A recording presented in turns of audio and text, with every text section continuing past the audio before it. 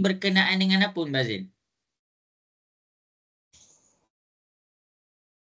Bab form 4. Okey, bagus. Form 4 punya paper 1. Okey, form 4 punya paper 1. Hari tu masa kelas form 5, cikgu dah ada bagi tahu dah. Yang dalam SPM ataupun dalam peperiksaan akhir tahun kamu form 4 ke, kamu SPM ke, kamu kena faham format bagi kertas 1, dia memang akan ada soalan daripada form 1, form 2, form 3. At least 20 soalan lah, 20 soalan. 20 soalan daripada form 1, form 2, form 3. Lepas tu, yang 20 soalan lagi bakinya form 4, form 5. Tapi disebabkan ni kelas form 4, 20 soalan yang baki tu, cikgu hanya pilih soalan-soalan form 4. Sambil-sambil mantapkan untuk topical form 4. Siti Nur Aini boleh follow ke tu? Boleh cikgu. Okey. Jadi kita hari ni akan pergi kepada perbincangan 40 soalan yang cikgu dah tunjuk. Cumanya dekat form 1, form 2, form 3 tu cikgu nak kamu fahamkan juga sebab boleh masuk exam. Kadang-kadang ada student kau, dia tanya cikgu, cikgu saya rasa saya dah study dah mat ni tapi kenapa tak boleh score lagi? Maksudnya dia mula study bersungguh-sungguh tu bila? Saya bersungguh-sungguh study masa form 5. Form 4 sampai form 1 saya tak study langsung. Masa form 5 saya study daripada chapter 1 sampai chapter habis memang solid. Memang saya faham topical tu 100%. Dia jadi masalah dia adalah dan memang format tu sendiri ada pengisian daripada form 1 sampai form 5. Itulah matematik. Okey. Jadi kalau kita rasa kita mula lambat, kita kena start lebih sikit. Kita kena mula kerja lebih sikit daripada yang lain. Sebab yang lain dah dekat depan lah. Kita mula lambat. Jadi kenapa kita nak relax sama? Jadi kita kena berlari sikit. Dia boleh dah berjalan sebab dia depan kita. Jadi kita kena berlari sikit. Itu dah analogi dia. Okey, Ammar, boleh cikgu teruskan, Ammar? Boleh cikgu. Alright. Okey, jadi kita akan terus Faiz. Faiz ada kat situ, Faiz? Ada ke? Ada. Alah, Faiz awalnya exam. Ya. Aduh. Okey, cikgu tak sempat bincang lagi yang ni. Okey, tak apalah. Semoga dipermudahlah kepada yang dah exam tu. Okey, jadi untuk yang beragama Islam, kita teruskan. Kita buka kelas kita dengan Ummul Kitab Al-Fatihah. A'udzubillahi minasyaitonirrajim. Bismillahirrahmanirrahim. Alhamdulillahi Rabbil Alamin Ar-Rahmanir-Rahim Maliki Yaumiddin Iyyaka na'budu wa iyyaka nasta'in Ihdinas siratal mustaqim siratal ladzina an'amta 'alaihim ghairil maghdubi 'alaihim waladdallin. Amin. Alright, Adila, boleh ke cikgu nak teruskan ni, Adila? Boleh cikgu. Okey, jadi yang masing-masing boleh tengoklah dekat set ni. Cikgu ada bagi dekat dalam grup tu. Cubalah jawab cuba jawab. Kalau macam malu-malu sangat nak jawab, bagi tahu cikgu, saya nak jawab ni. Tapi saya jawab lambat sikit. Boleh cikgu bagi markah asing? Boleh, tak ada masalah. Okey, jadi kita pergi kepada soalan nombor 1. Siapa-siapa yang tak faham, bagi tahu cikgu. Kalau macam ada confusing dekat mana-mana soalan, bagi tahu cikgu. Boleh cikgu terangkan lagi sekali. Okey, boleh ke Fazil? Hilang dah Fazil. Okey, jadi kita akan pergi kepada soalan nombor 1. Soalan nombor 1 ni kamu kena pandai. Kalau kamu tak boleh buat soalan nombor 1 ni, kamu dalam orang kata apa? Dalam keadaan yang serius, ICU. Okey. Jadi dekat sini senang sahaja. 3P tambah 2 sama dengan 5 dalam kurungan P tolak 2. Ada kurungan, kita settlekan kurungan tu dulu. 3P tambah 2. Kurungan kan?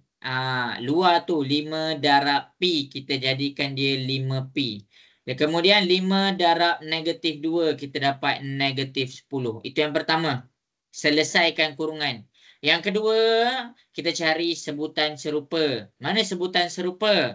Sebutan serupa adalah keadaan yang sama. Contoh, Okey, ni ada P, ni ada P. Ni kawan dia.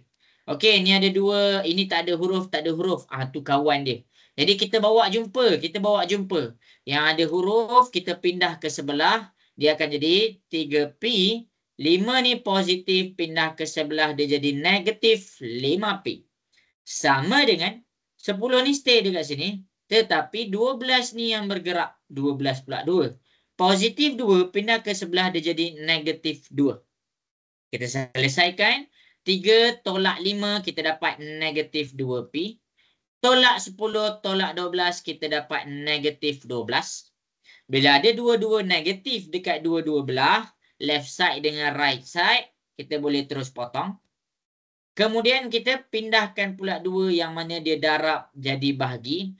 12 bahagi 2 kita dapat 6. Jadi jawapan kita adalah A. Itu jawapan dia. Jelas ke semua? Boleh faham cara cikgu jawab soalan nombor 1? Alright.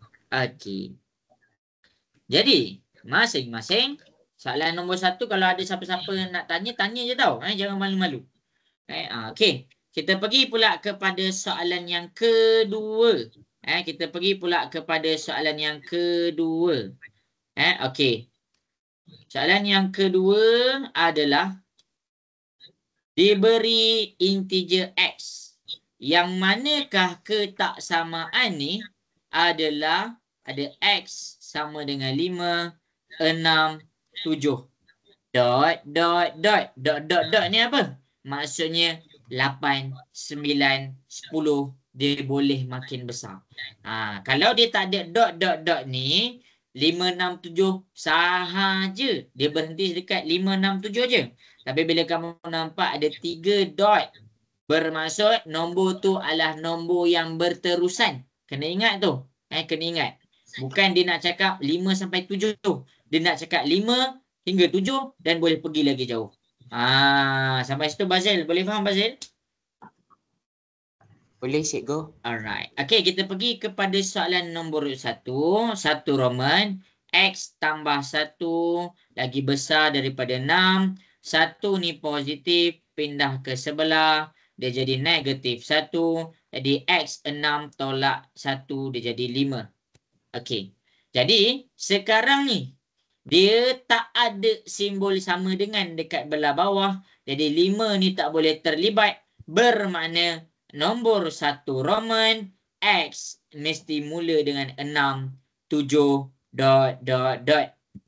Soalan nombor 1 Roman ni dia dikira sebagai salah sebab dia tak boleh libatkan 5 dalam jawapan X dia. Jadi 1 tu salah. Aina Damia jelas? Jelas cikgu. Okey. Okey, kita pergi kepada 2 Roman. Kita pergi kepada 2 Roman. Okey. 2 Roman, dia kata X tolak 1, 5. Lagi besar dan sama dengan. Negatif 1 pindah ke sebelah, dia jadi positif. Sorry, cikgu terus tambah. 5 positif 1. Jadi 5 tambah 1 dia dapat 6.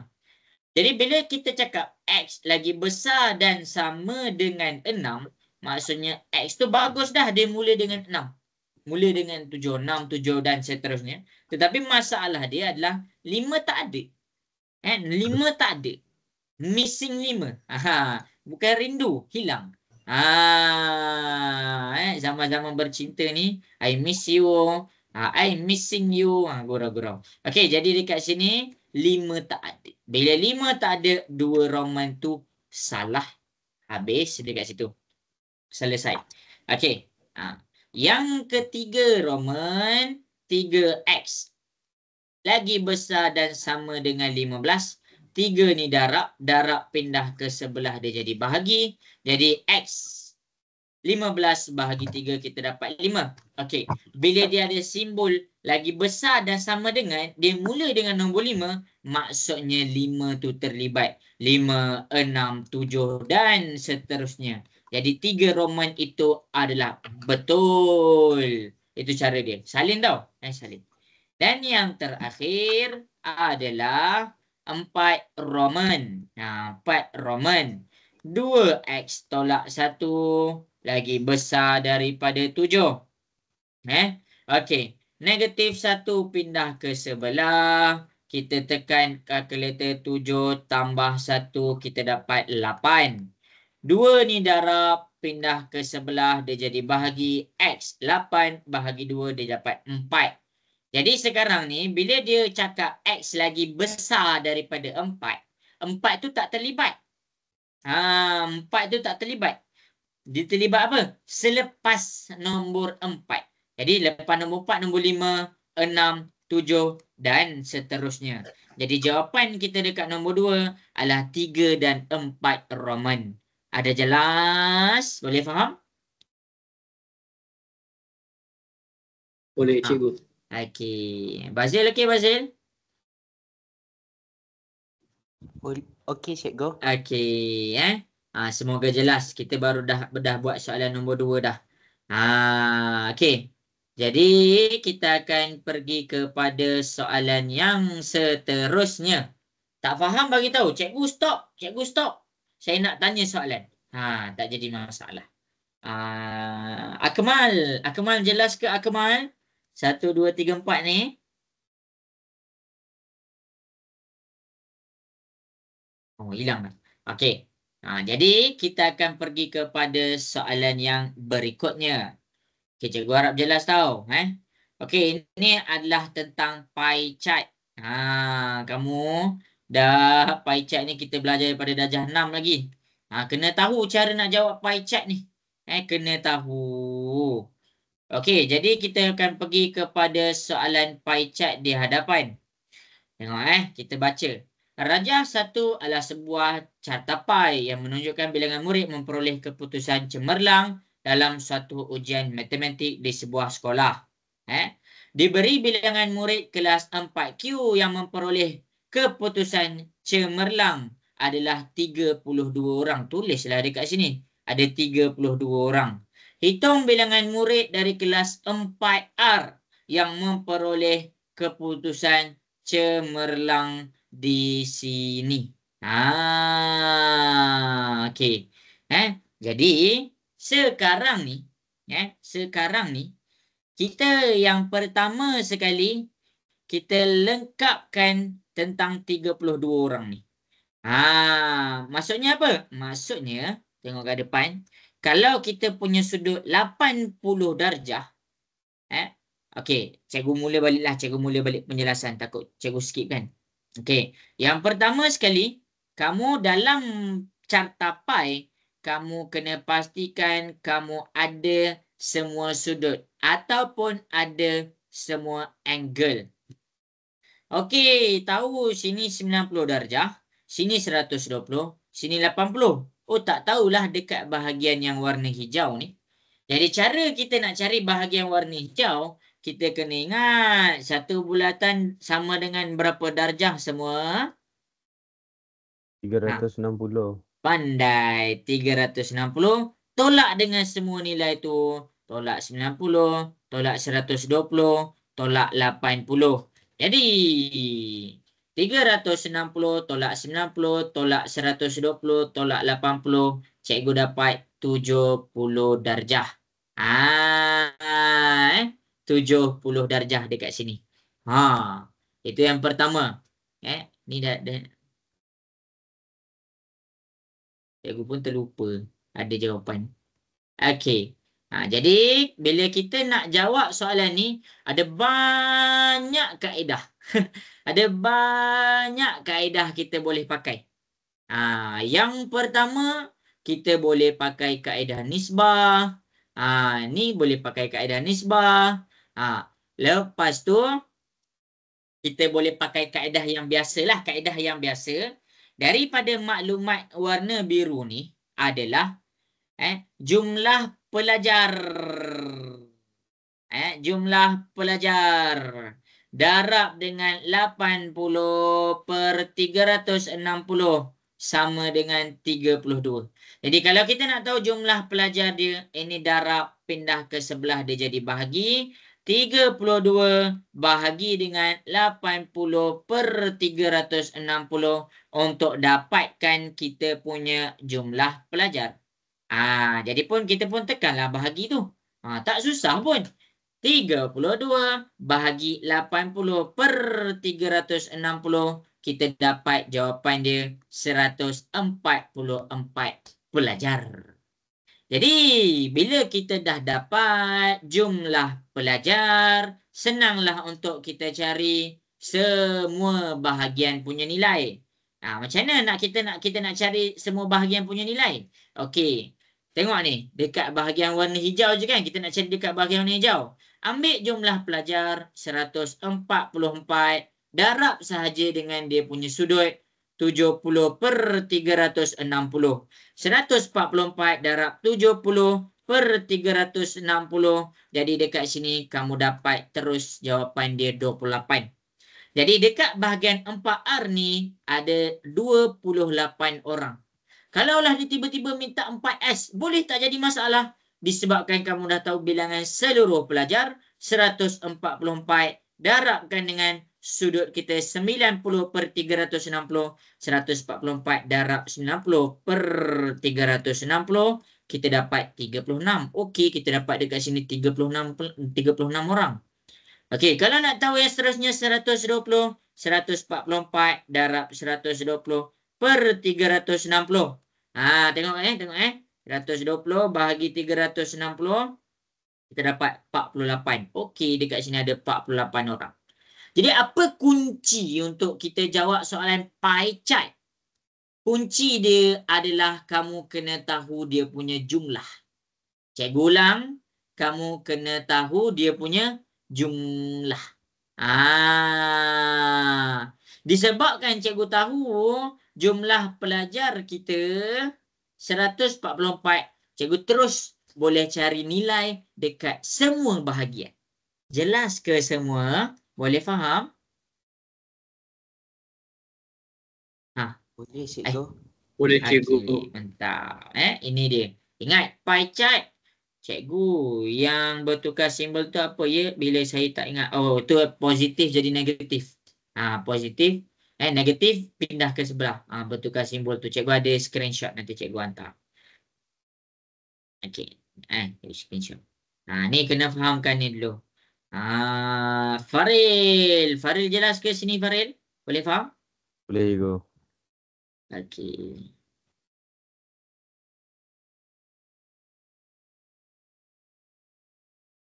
Ada dekat sini. Ada di sini.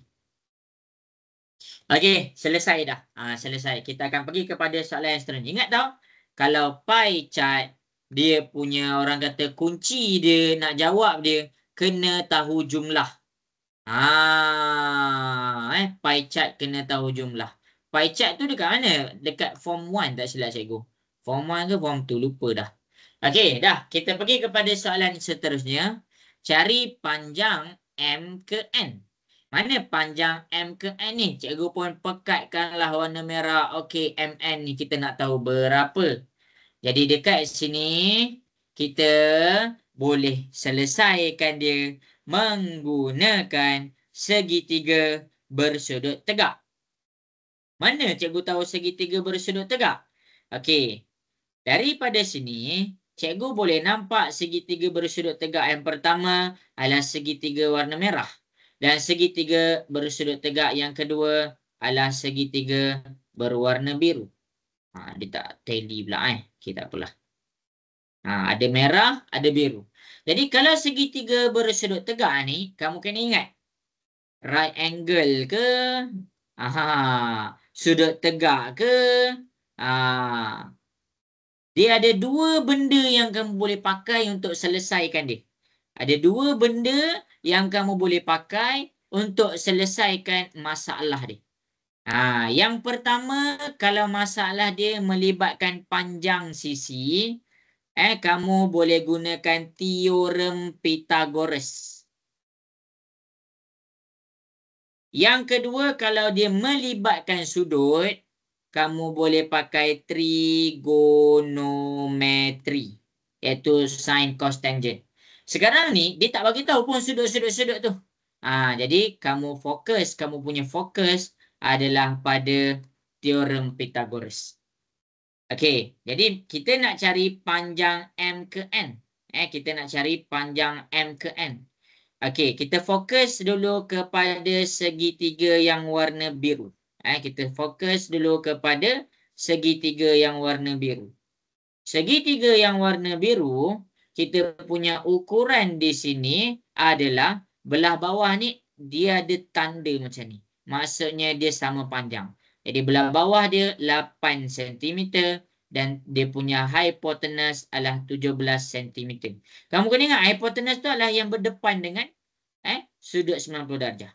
Jadi dekat sini cikgu boleh cari panjang ML. Kenapa nak cari panjang ML? Sebab bila cikgu nak cari panjang MN, cikgu kena ada dua nilai panjang. Cikgu baru ada sini 4 cm. Jadi ML ni cikgu tak ada lagi. Cikgu tak ada lagi. Jadi kita cari ML dekat bahagian warna biru, senang je. Hypotenuse duduk sorang-sorang, 17 duduk sorang-sorang, sama dengan tambahkan lagi dua sisi, 8 tambah ML, kuasa 2, kuasa 2, kuasa 2. 8 ni positif, pindah ke sebelah dia jadi negatif. Kita pun tekanlah kalkulator. Tekan sebiji je. 17 kuasa 2 tolak 8 kuasa 2, kita dapat 225. Kuasa 2 pindah ke sebelah dia jadi punca. Punca 225 kita dapat 15. Maksudnya daripada sini kita dapat ML adalah sama dengan 15. Masukkan di sini.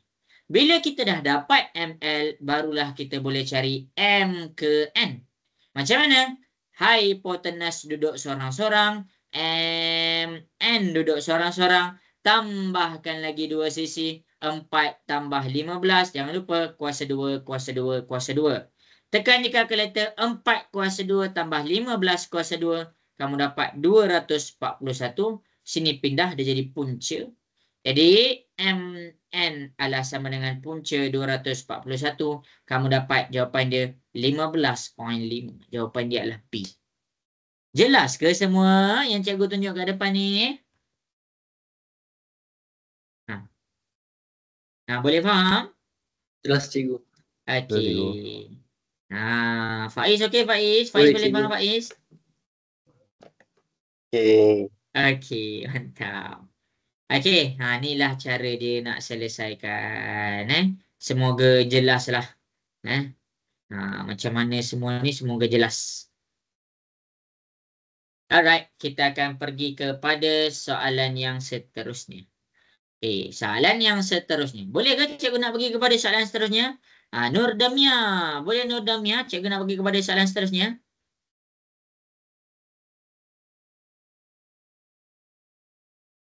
Hilang. Siti Nur Aini. Boleh cikgu nak pergi soalan seterusnya?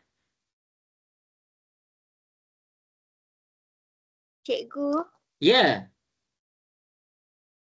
Itu macam mana yang 17.282 yang teorem Pythagoras tu? Oh, teorem Pythagoras nak buat macam mana? Tak. Yang dapatkan 8 tu. Yang dapat 8. Ni. Dia kata panjang ni adalah sama panjang. Jadi cikgu dapat KN ni 4. Jadi maksudnya sini pun 4 juga. Jadi 4 tambah 4 cikgu dapat dia 8. Tu ke? Yang tu ke? Oh, okey. Faham. Okey. Alright. Ada siapa-siapa nak tanya soalan? Okey. Jadi kalau tak ada, kita akan pergi kepada soalan yang seterusnya. Okey. Jadi dah dapat ini, dah dapat dah. Okey, kita pergi kepada soalan yang seterusnya. Ini adalah satu soalan. Ini adalah satu soalan yang ramai orang tak suka. Form 2 bab 2. Form 2 bab 2. Okey. Tapi cikgu akan tunjukkanlah. Soalan dia adalah 5 per X tambah 5. Bila kamu tengok cara cikgu selesaikan, kamu kena dapat kunci tu tahu dapat kunci. 5x tambah 5 tolak 5x per x kuasa 2 tambah 6x tambah 5. Sekarang ni, dia dalam keadaan tolak tau. Kau kena ingat, kalau fraction, untuk boleh tolak, kita kena sama pembawah. Cikgu ulang. Dia kena sama pembawah. Jadi macam mana nak sama pembawah? Okey, cara dia adalah kamu faktorkan dulu yang warna biru cikgu tunjuk tu. Jadi kita faktorkan warna biru tu kepada EQN tu. Kamu buat macam kuadratik. A dia 1, B dia 6, C dia 5. Pakai kalkulator. Pakai kalkulator. Jadi A kita 1, B kita 6, C kita 5. Jadi X1 kita sama dengan negatif 1, X2 kita sama dengan negatif 5. Ini jawapan. Ini dapat dalam kalkulator ni jawapan. Tapi mana pemfaktoran dia? Negatif 1 pindah ke sebelah, dia jadi X tambah 1. Negatif 5 pindah ke sebelah, dia jadi X tambah 5. Sama dengan kosong. Jadi cikgu akan dapat 5X tambah 5 tolak 5X. Lepas tu dalam kurungan X tambah 1, X tambah 5. Cikgu faktorkan daripada ni jadi macam ni. Jelas ke semua step yang pertama? Boleh faham? Okay. Boleh go. Alright. Boleh cikgu. Jadi, kita nak kena samakan pembawah. Bila kita nak samakan pembawah, kita tengok, oh, yang ni tak ada lagi. Yang ni lain. Bila ni lain, jadi cikgu kena darabkan juga dengan X tambah 1 dekat sini, X tambah 1 dekat sini. Jadi cikgu darabkan yang atas sahaja. 5 darab dengan X, cikgu dapat 5X. 5 darab dengan 1, cikgu dapat 5. Jadi belah bawah dia, X tambah 1, X tambah 5, tolak 5X. X tambah 1, X tambah 5. Ni. Tadi cikgu faktorkan supaya cikgu tahu macam mana nak samakan dia punya denominator. Nampak? Cikgu nampak. Oh, dia lain dekat sini. Jadi cikgu darabkan yang lain saja dekat atas dengan pembawah dia. Jadi bila denominator dah sama, kita boleh gabungkan fraction ni. Dia jadi macam mana? 5X tambah 5 tolak 5X per dengan X tambah 1, X tambah 5. Jadi kamu boleh selesaikan 5X tolak 5X, kamu akan dapat 5. Tapi belah bawah dia benda yang sama sahaja. Inilah jawapan akhir kita. Iaitu A jawapan dia. Faril, okey Faril. Boleh faham penjelasan cikgu? Boleh go. Okey, ni cara dia. Dan siapa-siapa yang confused, bagi tahu cikgu. Siti Nuraini, okey. Siti Cikgu. Nuraini. Boleh cikgu. Okey. Cikgu, Ya. kenapa tak tadi yang X tambah 5 direct potong terus? Kenapa mesti? Yang Potong, kena yang tadi tu yang warna kalau yang potong hanya kan pada dah ada sama kan? Kan Tak dah ada dengar. yang sama X tambah 5, X tambah 5. Oh, potong, Amal kena ingat, potong hanya pada darab dan bahagi. Tambah dengan tolak, kita tak boleh potong. Jelas ke Amal? Jelas cikgu. Itu pun kamu kena tengok yang belah atas dan bawah ada yang sama. Kalau tak ada, kamu tak boleh potong. Contoh bila boleh potong. Bila boleh potong adalah apabila dia bukan tolak, dia dalam keadaan darab. Yang pertama. Yang kedua adalah bila ada benda sama dekat atas dan bawah. Sebagai contoh, X tambah 5 dekat atas, dekat sini, dia dekat belah bawah. Ini 3, ini 7. Jadi yang ni baru boleh potong. Dia kena darab dan dia kontra, dia silang. Ada satu dekat atas, ada satu dekat bawah. Ya sama, boleh faham beza dia? Boleh cikgu. Boleh cikgu. Ya, Bazil. Oh Saya ya. kata Oh, boleh. Bazil cakap boleh kan? Ah, Ingat ada soalan tadi. Okey. Inilah cara nak jawab dia. Okey, selesai. Okey, kita pergi kepada soalan yang berikutnya. Kalau ada soalan nak tanya, tanya tau. Jangan malu-malu. Okey, kita pergi kepada soalan berikutnya. Soalan berikutnya adalah tentang pentagon. Soalan berikutnya adalah tentang pentagon. Kamu gon ni, kamu memang betul-betul kena ingat. Sebab memang boleh masuk SPM. Boleh masuk kamu punya final exam. Boleh masuk SPM kamu. Faiz, hari tu ada tak soalan poligon? Ada Ego, dia suruh cari sudut pendalaman. Yes, inilah contoh soalan mencari sudut pendalaman. Okey, jadi kita tengok dekat depan. Kalau dia kata sekata, kita ada 2 heksagon sekata dekat sini. Jadi masing-masing boleh tengok. Yang pertama EFGH ini adalah sekata. EFGH dengan EMLKJ. Sekata. Jadi sudut pendalaman untuk poligon sekata. Sekata je tau. Kamu ada formula dia. Sudut pendalaman. Ingat sekata je tau. Kamu boleh dapat melalui N tolak 2 darab 180 per dengan N. N tu apa? N tu boleh jadi dia punya sisi ataupun bilangan bucu. Jadi jangan risau sebab dia samalah. Kalau kita pergi kepada EFGH, N dia ada berapa? Cikgu kira bilangan bucu dia. Cikgu kira bilangan bucu dia. 1, 2, 3, 4, 5, 6. Jadi, dia ada 6 bilangan bucu. Cikgu kira 1, 2, 3, 4, 5, 6. Ada 6 bilangan bucu. Masukkan dalam formula 6 tolak 2 darab 180 per dengan 6. Kita tekanlah kalkulator. 6 tolak 2 darab 180.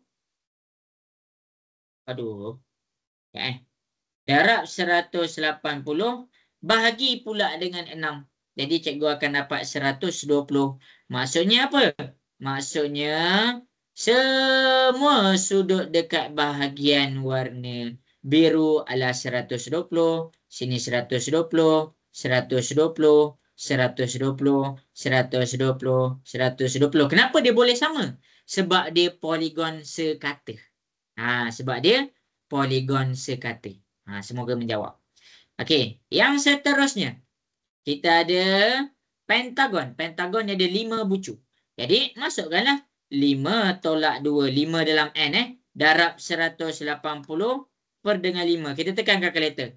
5 tolak 2 dapat 3. 3 darab 180 dapat 540. Bahagi dengan 5, kamu dapat 108. Maksudnya apa? Sini 108. Sini 108. Sini 108. Sini 108. Sini pun 108. Okey, habis. Jadi kita nak cari nilai X. Jadi daripada situ tadi, daripada situ kita boleh dapatkan sudut warna merah. Macam mana nak dapat sudut warna merah yang pertama ni? Dia dalam keadaan garis lurus. Jadi bila dalam keadaan garis lurus 180 tolak dengan 108. 180 tolak 108 kita dapat 72. Maksudnya sini 72. Sebab apa? Sebab garis lurus sama dengan 180. Yang kedua, sudut warna merah yang kedua adalah dalam bentuk bulatan. Bulatan penuh. Bulatan penuh 360 darjah. Tolak 108. Tolak 120. Jadi 360 tolak 108 tolak 120. Kamu dapat 132. Gitu. Jadi sudut warna biru dengan hijau tu untuk membantu kamu cari sudut yang warna merah 2 ni. Jelas ke semua stepnya sampai sini? Okey. Nak dengar suara sikit. Okey ke? Ke kurang? Okey, cikgu. Alright. Kalau kurang beritahu cikgu nak terangkan lagi sekali. Alright. Jadi, kita akan pergi kepada penerangan yang berikutnya. Penerangan yang berikutnya adalah kita nak cari jumlah sudut pedalaman bagi yang warna hitam. Jumlah sudut pedalaman formula dia adalah N tolak 2 darab 180. Ni jumlah dia.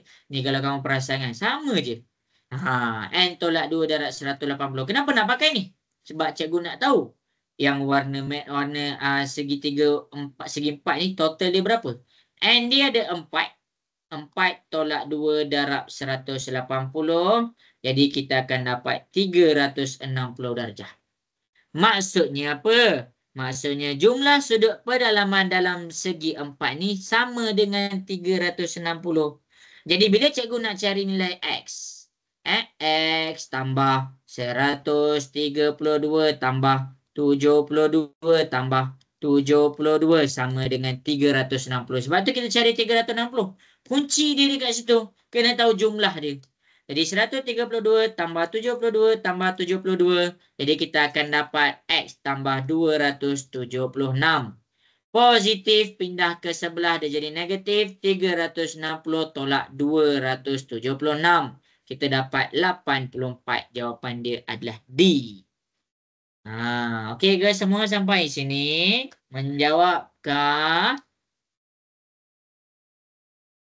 Jawab cikgu. Menjawab. Syifa. Okey.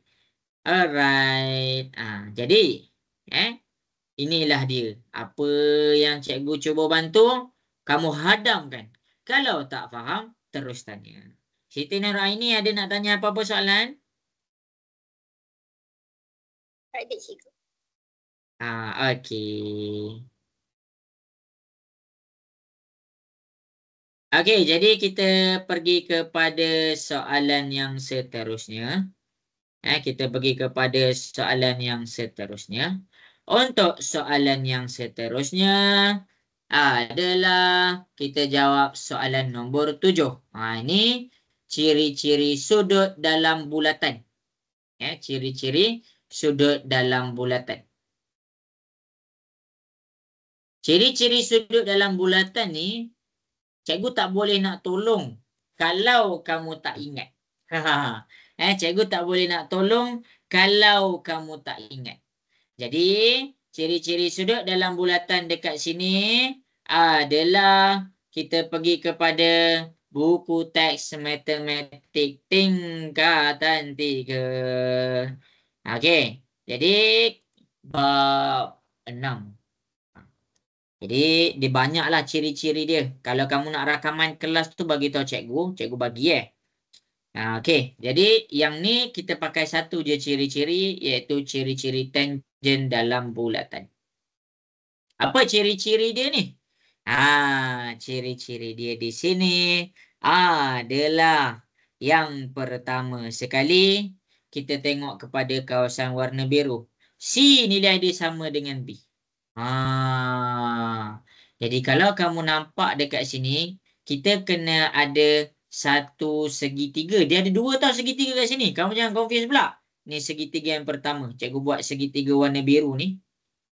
Kalau sini 70, kita tengok yang belah luar dia tu pun adalah 70 darjah. Itu yang pertama. Yang kedua, warna hijau. Tepi pun sama juga. Jadi ini adalah segitiga yang kedua kita, iaitu bahagian warna hijau. Jadi kalau dekat sini 50, automatik dekat sini 50 juga. Jadi bila kamu nak cari X, X ni tengah-tengah ni X ni. Jadi dia dalam garis lurus, ingatlah. Garis lurus sama dengan 180. Jadi X sama dengan apa? 180 tolak 50 tolak 70. Salin ni takut keluar. 180 tolak 50 tolak 70, kamu dapat X sama dengan 60 darjah. Okey, untuk yang tak tahu ciri-ciri dia, kamu akan rasa macam, uish banyaknya. Apa ni? Nak kena buat macam mana ni? Nak kena cari segitiga ke? Panjang. Tapi, kalau kamu tahu ciri-ciri dia, kamu boleh buat sebab calculation dia tak panjang pun. Calculation dia sebenarnya tak panjang pun. Nampaklah cikgu buat calculation dia pendek je.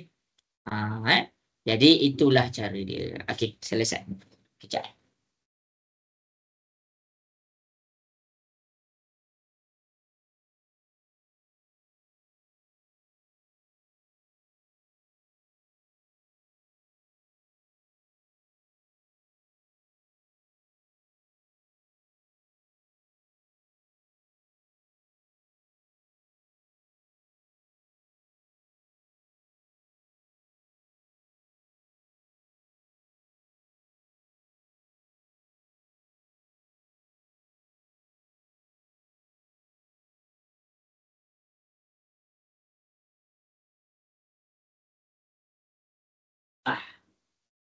Duduk sini. Jangan keluar.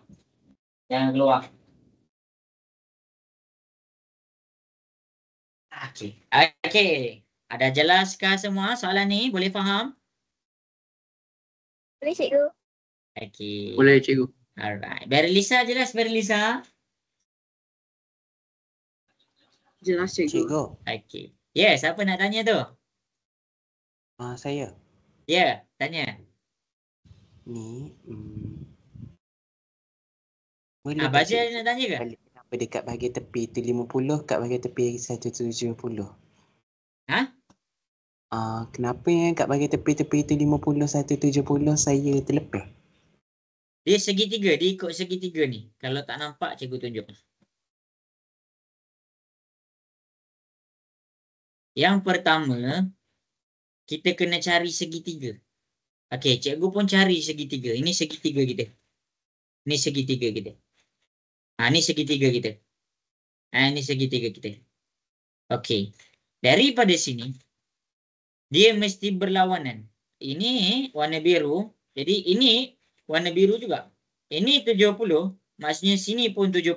Kita kena dapat segitiga dia. Nampak ni Basil? Nampak cikgu buat tu? Nampak cikgu? Kena cari segitiga dia dulu. Bukan kita terus buat. Jadi kalau yang bahagian warna hijau, ini segitiga kita pula. Ini 50. Jelas Basil? Maksudnya di luar lah. Ya, betul. Dia di luar. Tengok tengok formula. Dia berada di luar. Dia berada di luar. Dia bukan dalam ni. Dia di luar. Dia luar. Daripada sini ke sini. Daripada sini ke sini. Okey. Boleh faham? Boleh cikgu. Tak faham bagi tahu. Okey. Kita pergi kepada Cikgu. soalan yang berikutnya. Ada siapa nak tanya tu? Cikgu. Ya. Cikgu. Yang tarik garisnya walaupun terlebih sikit pun tetap 50. Apa? Kalau nampak betul-betul soalannya dia ada macam terlebih sikit. Ada lagi sikit sudut tu. Yes. Sikit. Termasuk. Termasuk. Ni.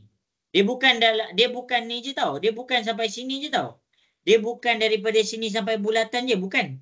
Dia sampai kepada kita punya garis lurus. Daripada sini ke sini. Boleh faham Mama? Boleh cikgu. Dia bukan sentuh dekat bulatan je. Dia sentuh sampai garisan. Ni garisan ni kita panggil apa? Garisan tangent. Garisan tangent. Kita panggil dia garisan tangent. Semoga jelas. Duduk diamlah. Okey, kita pergi kepada soalan yang berikutnya. Soalan yang berikutnya, dia kata cari paksi pantulan. Alamak. Cari paksi pantulan. Okey, bila kita nak cari paksi pantulan, kita kena dapatkan yang ngam. Paksi pantulan ngam ni macam mana ni? Okey, cikgu ajar kamu. Yang pertama, kamu ada objek. Ini objek kamu. Dan kamu ada image. Ini image kamu.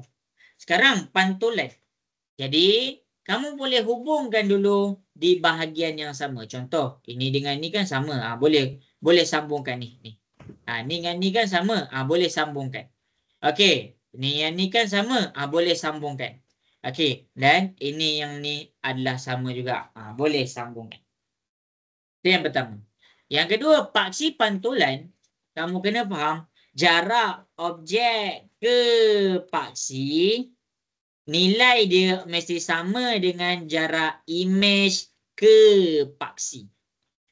Jadi, cara nak dapat dia dekat sini, kamu kira total dia. Kalau dekat sini, cikgu kira garisan warna hijau dulu. 1, 2, 3, 4. 4. Jadi, bila kita nak dapatkan jarak yang sama, 4 bahagi 2, kita dapat 2. Maksudnya, pertembungan dia dekat sini. Itu yang pertama. Itu bahagian warna hijau. Okey, yang kedua bahagian yang warna merah. Kita kira. 1, 2, 3, 4, 5, 6, 7. 7 bahagi 2 kita dapat 3.5. Kiralah 1, 2, 3.5. Dia di bertengah-tengah ni. Sebenarnya dah dapat dah. Dah boleh sambungkan dah. Tapi kalau kamu nak tengok warna biru pula. 1, 2, 3, 4, 5, 6, 7. Sama juga 7 bahagi 2. Kamu dapat 3.5. Kira 3. 1, 2, 3.5. Tengah-tengah dia. Tengah-tengah dia di sini. Ni. Jadi paksi pantulan kamu adalah daripada W ke V. Tu cara dia. Jelas? Boleh faham semua? Faham cikgu. Boleh cikgu. Ini je cara paksi pantulan. Jarak dia kena sama. Kalau kamu berdiri depan cermin, kamu punya image, jarak dia sama.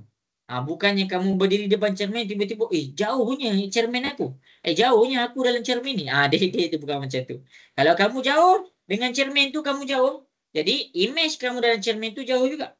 Tapi kalau kamu dekat dengan cermin, jadi image kamu dalam cermin tu dekat juga. Tu maksudnya jarak dia kena sama. Objek ke paksi sama dengan image ke paksi. Semoga jelas. Okey. Okey, cikgu pergi kepada soalan seterusnya. Okey, soalan seterusnya kita nak cari pusat putaran. Kita nak cari pusat putaran. Okey, jadi cikgu akan tunjukkan di hadapan untuk mencari dia punya pusat putaran. Kita tengok jawapan dia A. Macam dapat jawapan dia A.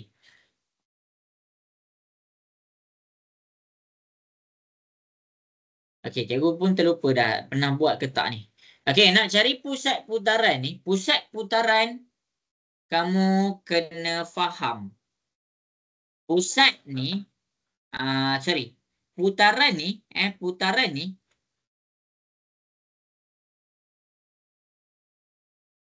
satu je. Putaran ni, dia kena ada 3 benda. Yang pertama, kamu kena ada pusat dia. Yang kedua, kamu kena ada arah dia. Yang ketiga, kamu kena ada sudut dia. Banyak ke? Dia memang nampak banyak tapi senang je. Arah dia ada 2 je. Sama ada dia ikut jam atau dia lawan jam. Sudut pun dia ada 2 je. Dia tak ada 90, dia tak ada 30 degree. Dia tak ada pelik-pelik. Sudut dia ada 2 je. Sama ada dia 90 darjah ataupun 180 darjah.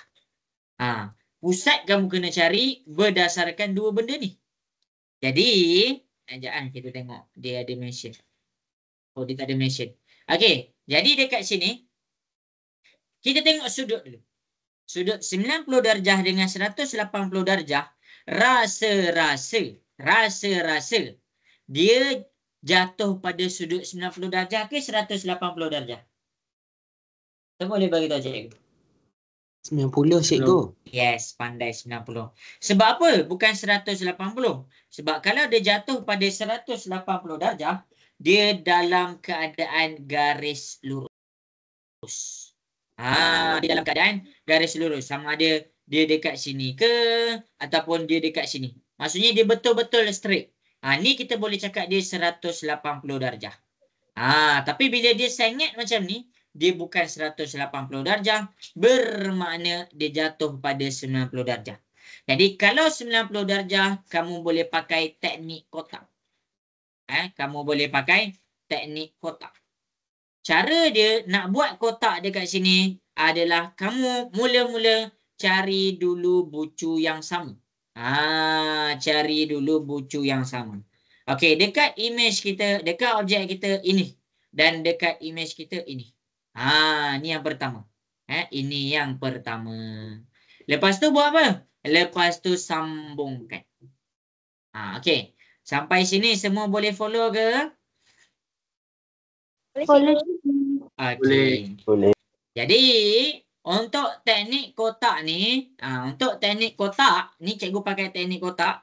Okey, untuk teknik kotak kamu kena keluarkan kotak. Teknik kotak kamu kena keluarkan yang mana garisan ni, garisan yang warna hijau ni sama ada dia ke sini ataupun dia ke sini. Tu cara dia. Jadi kalau dekat sini cikgu ambil cikgu punya kotak, cikgu nak bagi kamu nampak kenapa dia dikenali sebagai teknik kotak. Okey, jadi kita pun ambillah satu kotak kita. Ni kotak kita, ni kotak cikgu, ni kotak cikgu. Cikgu besarkan kotak cikgu. Cikgu bagi bucu ni dan bucu ni jumpa dekat dua ni. Okey. Jadi cikgu bagilah dia jumpa kat dua ni. Okey, satu dan dua. Sekejap Cikgu kecilkan dia. Cikgu kecilkan dia. Cikgu kena bagi dia berjumpa. Cikgu kena bagi dia berjumpa. Jadi nak bagi dia berjumpa kita kena main pusing-pusing. Okey. Okey. Lama susah lah pula. Tak apalah. Dia macam ni. Dia sambungan dulu. Sambungan dia dulu. Okey.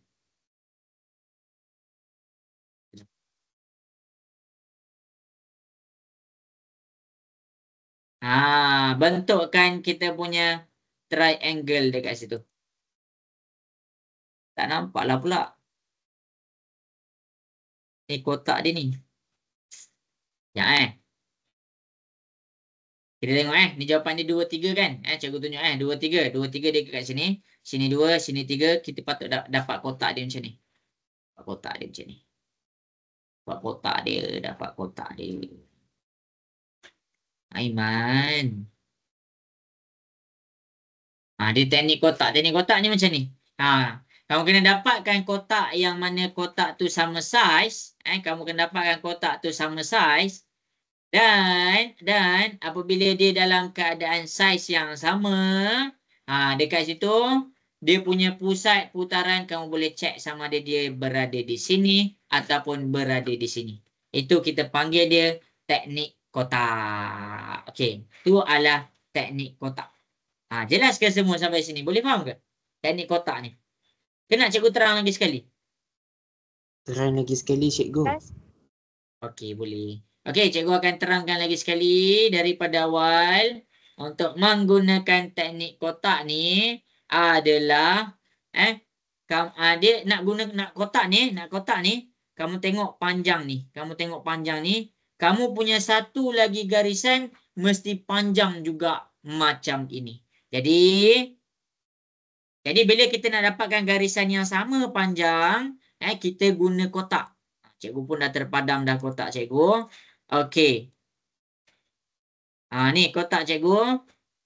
Cikgu bagi dia garisan ni bertembung sama panjang. Cikgu besarkan dia.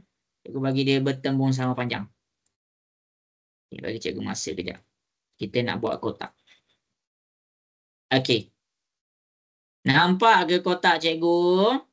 Nampak ke kotak cikgu? Nampak cikgu. Nampak cikgu. Alright. Amar. Nampak? Nampak. Jadi dekat kotak ni, kan garisan ni, kenapa kita pakai teknik kotak? Sebab kotak tu, dia membentuk sudut 90 darjah. Sini 90 darjah, sini 90 darjah, sini 90 darjah, sini 90 darjah. Itu teknik kotak. Jadi kalau dua 90 darjah ni dah digunakan, maksudnya pusat putaran, dia boleh jadi dekat dua tempat. Dia boleh jadi dekat sini dan dia boleh jadi dekat sini. Dia pusat putaran dia boleh ada dua jawapan. Satu dekat sini, satu dekat sini. Jadi kalau nanti kamu boleh cek kalau guna teknik kotak ni, kamu boleh ceklah mana satu jawapan yang ada, itulah jawapan dia. Jelas ke? Kena cikgu terang lagi sekali. Jelas ke Fazil? Boleh faham? Dah faham dah cikgu. Okey. Cikgu. Ya. Maksudnya panjang kotak tu dia nak sampai cukup garis je lah kan? Apa? Panjang kotak tu dia nak sampai cukup garis je lah kan? Yes, betul. Panjang kotak ni bukan kita panggil dia kotak rectangle, kita panggil dia square. Maksudnya kotak square ni dia kena sama panjang. Dia kena sama panjang, kena sama panjang, kena sama panjang. Cikgu, Ya. jadi kita nak kira ke kotak tu kat tengah-tengah tu? Kita nak kira ke kotak tu dekat tengah-tengah tu? Maksudnya? Macam garis panjang kotak tu sebab kita nak buat kotak segi sama. Ya, yes. Kita kalau teknik kotak ni, dia boleh pakai kompas. Dia boleh pakai kompas. Banyak pula step ni. Cikgu boleh ajar. Cikgu boleh ajar. Okey. Tapi teknik kotak ni, Bazil kena pastikan kotak yang Bazil buat adalah yang pertama, dua garisan yang bertembung ni menjadi dua bucu kotak tu. Yang kat situ Bazil faham? Faham? Jadi Okey. bucu. Okey. Lagi dua bucu tu akan jadi pusat putaran. Jadi kotak yang kita bina ni bukan rectangle, dia adalah square. Ni, kalau dekat sini dia sama, panjang dia adalah sama. Panjang dia adalah sama. Itu cara dia. Tapi Baril okey, cikgu, Baril? Ya, Baril okey.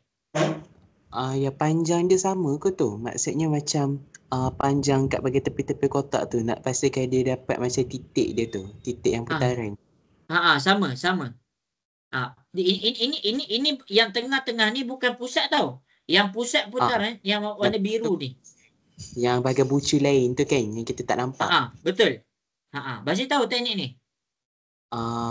Bukannya tahu teknik ni, tapi itulah saya macam risau. Sekarang saya pergi buat petak kan, jadi petak sama saya risau tak kena betul-betul. Bazil ada protractor. Kompas. Ya. Ada kompas? Ada. Okey, cikgu ajar teknik kotak pakai kompas sebab okeylah silap cikgu lah. Mungkin ramai yang tak ada kotak macam cikgu kan. Cikgu ada apps. Okey. Syifa pernah pakai teknik kotak ni, Syifa? Pernah. Okey, kat sekolah. Cikgu ajar kat sekolah? Tak pernah. Tak pernah. Okey, jadi masing-masing cikgu akan ajar teknik kotak ni guna protractor. Masing-masing protractor pula, kompas. Okey, keluarkan kompas masing-masing. Alamak, dia ke belakang ke? Okey, tengok. Mula-mula sekali, cikgu akan terangkan teknik kotak ni. Teknik kotak ni penting tau. Sebab kalau kamu tak dapat pusat putaran, dia ibarat kamu punya jam tu, kamu takkan dapat jawapan untuk putaran tu. Jadi, cikgu akan ajar kamu guna protractor. Kalau kamu boleh nampak dia punya kotak terus tanpa guna kompas, kamu terus buat. Dan kamu kira lah, kamu kira macam biasa. Tetapi kalaulah macam Bazil tadi, Bazil risau kan? Bazil risau kotak Bazil tak petak. Betul tak, Bazil? Betul, cikgu. Okey. Jadi, yang pertama adalah kita hubungkan dua bucu. Kita buat satu garisan dekat sini. Okey. Yang ni Bazil jelas? Yang itu saya jelas. Okey. Jadi daripada sini, kita ambil kita punya kompas. Tengok betul-betul. Kita buka kompas kita ngam-ngam. Ngam-ngam ni maksudnya pembukaan yang pembukaan yang sesuai. Yang pembukaan tu tak boleh lebih daripada titik ni dan dia tak boleh kurang. Dia kena lepas separuh. Jadi masing-masing boleh tengok. Okey, cikgu pun akan buatlah satu garisan. Ni yang pertama. Yang kedua, daripada bucu yang ni pula, bucu yang sebelah, ulang balik benda yang sama. Kita ulang balik benda yang sama.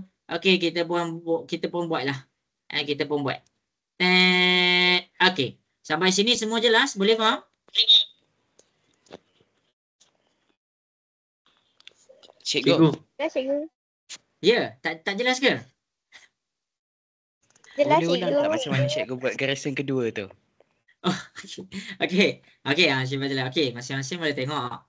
Yang ni akan jadi base. Cikgu ajar cikgu ajar. Okey, ni akan jadi kita punya base.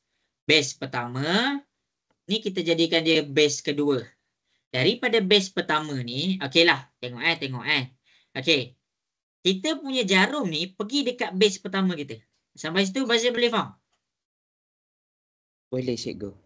Kalau confused tentang panjang, okey, cikgu ajar cara mudah. Sebenarnya mudah je. Bila kamu dapat panjang dia ni, kamu boleh terus dapat. Okey, dapatkan panjang yang sama. Okey, sampai situ jelas? Dapat? Jelas. Dapatkan panjang yang sama. Okey, lepas kita dah dapat panjang yang sama, kita buat daripada base pertama ni, kita buat daripada base pertama, kita buat dia macam ni. Sampai situ semua jelas ke? Boleh faham? Boleh cikgu. Dapat cikgu. Okey, baik. Daripada base kedua, ni base kedua, jarum kita ni pergi pula dekat Baik, base cikgu. kedua.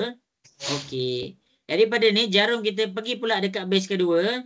Kita buat juga benda yang sama. Okey, habis. Habis dah. Jadi, sampai situ, yang ni kita dapat satu garis titik tengah. Ni sebenarnya bukan apa. Kenapa cikgu tunjuk sampai base ni? Sebab cikgu nak kamu faham yang cikgu buat ni, cikgu buat garisan ni adalah garisan yang kita panggil dia perpendicular. Dia dalam keadaan 90 degree. Dia dalam keadaan 90 degree. Okey, sampai sini boleh faham? Cara cikgu buat garisan 90 degree ni jelas semua? Maksudnya daripada yang tempat bertembung tu kita kena garis-garis sampai kat tempat bertembung juga. Yes. Kita kena pastikan kita punya 90 degree ni dekat garisan ni, ni kan garisan titik persilangan, intersection dekat sini. Kita pastikan dia bertembung. Kita pastikan dia bertembung. Sampai situ jelas? Jelas cikgu. Okey. Pusat putaran, rahsia untuk pusat putaran dia akan kena tepat pada koordinat. Maksudnya koordinat dia takkan kena pada tengah-tengah. Maksudnya apa? Dia tak ada tiba-tiba dekat sini. Jadi antara, sebab apa? Dia tak kena dekat situ? Sebab kamu punya garisan ataupun titik warna hijau dia kena tepat. Maksudnya daripada garisan yang kita buat ni, cari yang tepat kena. Iaitu sini yang pertama dan sini yang kedua. Boleh faham? Nampak ke? Cikgu. Macam mana tadi cikgu kan dia merah, titik merah tu? Titik merah ni. Okey, macam mana? Ni. Okey, buat garisan ni jelas. Boleh faham buat garisan tu? Buat garisan jelas. Okey. Jadi cikgu tengah cari garisan yang kedua ni. Kita kena faham pusat putaran dia mesti jatuh pada koordinat yang tepat. Okey, kita fokus kepada garisan kita ni. Okey, garisan kita ni kita cari yang jatuh tepat dekat koordinat. Okey, contoh, kalau dekat sini dia tak tepat, ni tak tepat, ini tak tepat, nampak? Dia ada baki lagi. Ini lagi lah tak tepat, dia ada baki lagi. Jadi yang jatuh tepat ni, ini bucu dia. Boleh faham? Maksudnya kita kena 1, 2, 3. Tak payah kira kotak. Dekat garisan ni, kita hanya tengok pada titik yang kena tepat pada koordinat.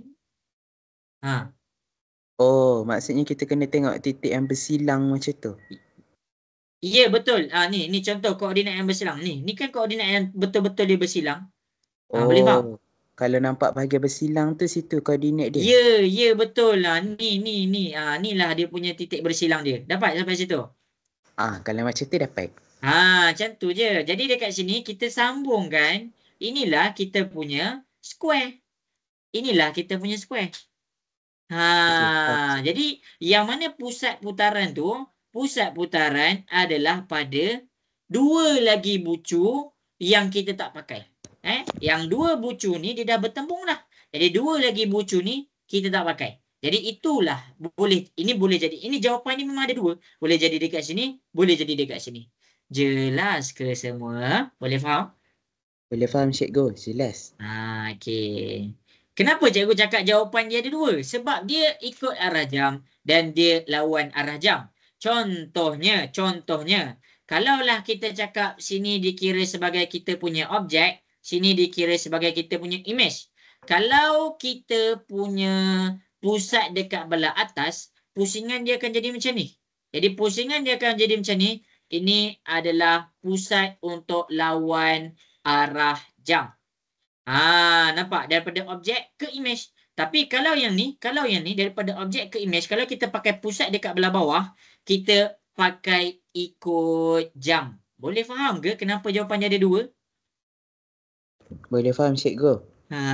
Yang lain macam mana? Jelas? Boleh faham? Boleh. Ni ramai tak tahu cara ni, tapi cara ni paling senang.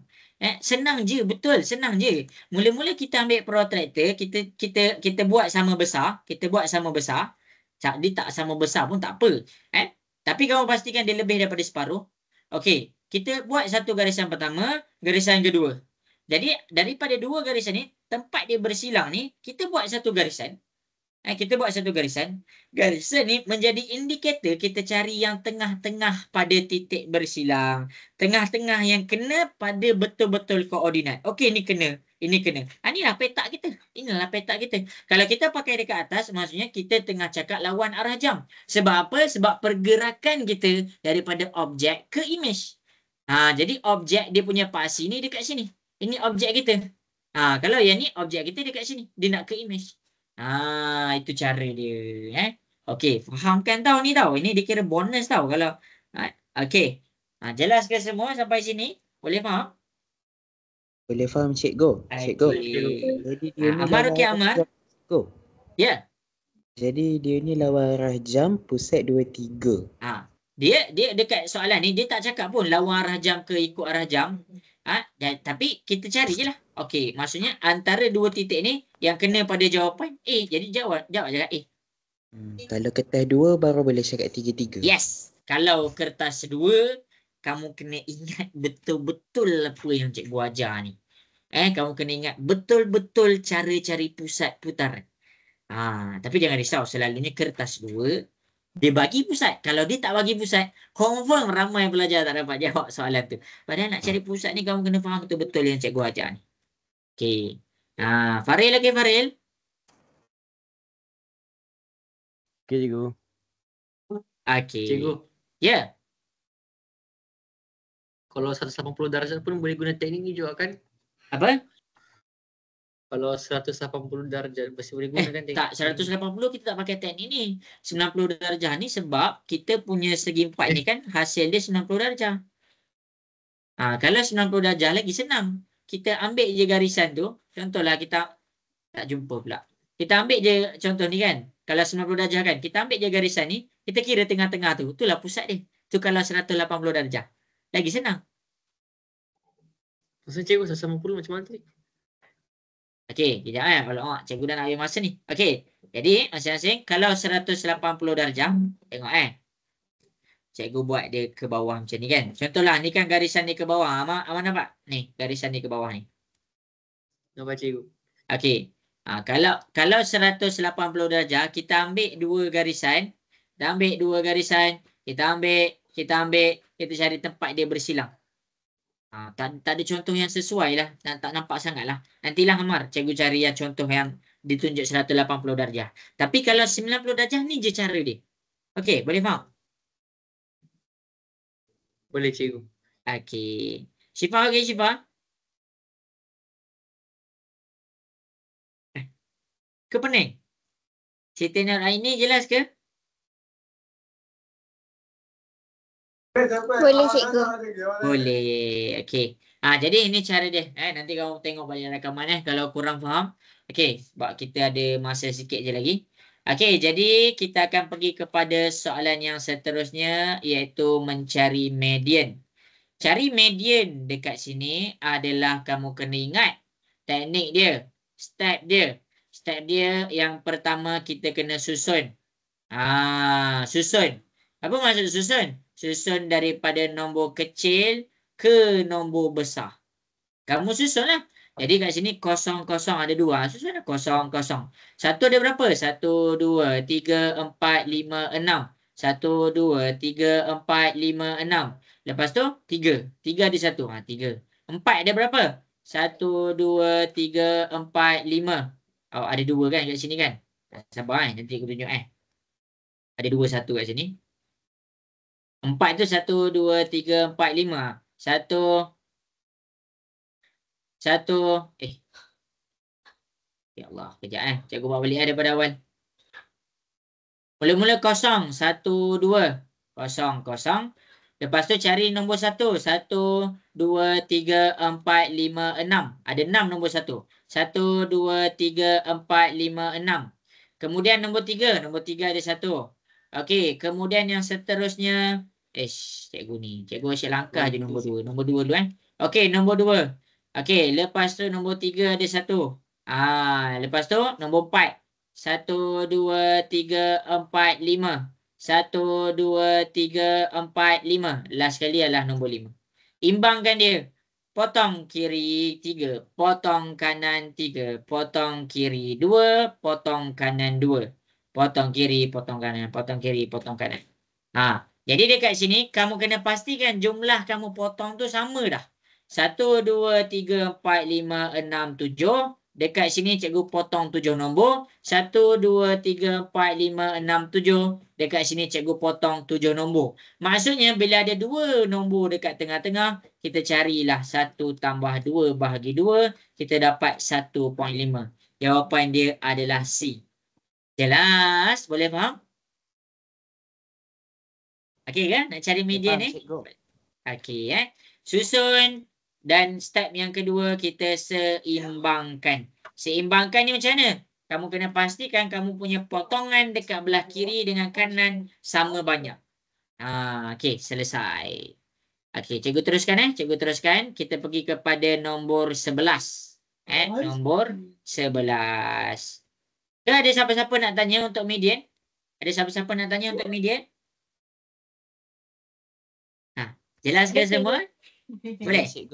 Okey, baik. Median tu paling senang. Kena skor. Okey, sekarang ni min. Dia bagi tahu min. Min.